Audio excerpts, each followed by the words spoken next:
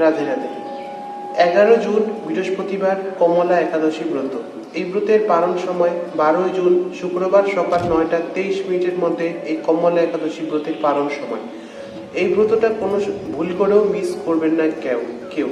কি জন্য? এটা হলো পুরুষোত্তম মাস, মানে অধিক মাস, যাকে তোমরা বলো মল মাস। এটা এই মাসের শেষ একাদশী ব্রত, আর পাবে না। আবার 3 বছর পরে পুরুষোত্তম মাস আসবে। এর জন্য ভুল করেও একাদশীটা কোনো মতেও কেউ ছাড়বে না। যত কষ্ট করে হোক একাদশীটা করো। এই একাদশীর ফল বলে শেষ করা যাবে না। এর জন্য একাদশীর ব্যাপারে একটাই বলবো, একটা করবেন তো হাজার একাদশীর ফল আপনি পেয়ে যাবেন, যেহেতু পুরুষোত্তম মাসের একাদশী। এতদিন আমরা ভালো কর্ম, ভালো কাজ, খারাপ কাজ যাই করেছি সেটার ফল দ্বিগুণ পাবো। এরকমই একাদশী একটা পুণ্যদায়ী তিথি, পুণ্যের কাজ। এটা আপনি করবেন তো এটার ফল আপনি দ্বিগুণ রূপে অবশ্যই পাবেন। ভগবানের মধ্যে বিশেষ রেখে কমলা একাদশী ব্রত করেন, ব্রতের ফল আপনি অবশ্যই পাবেন। ব্রতের দিন শস্য দানা জাতীয় খাবার একদম খাবেন না।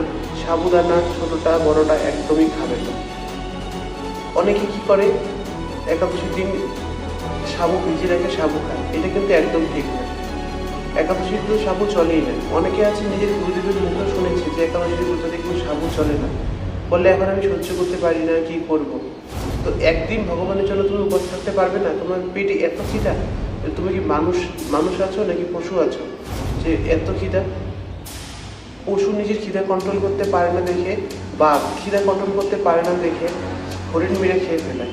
আর তোমরা তো 15 দিনের মধ্যে একদিন উপবাস করছো একাদশী ব্রত। সেদিন ভগবানের জন্য, ভগবানের কৃপা থাকলে আপনি ব্রততে অবশ্যই করতে পারবেন সাবুদানা ছাড়া। এই জন্য ভগবানের কৃপা আপনার উপর অবশ্যই আছে, এটা আমার বিশ্বাস। এই জন্য একাদশী সাবু খেয়ে এই একাদশী ব্রতটা একদম নষ্ট করবেন না। সবাইকে কমলা একাদশী ব্রতের অনেক অনেক শুভেচ্ছা।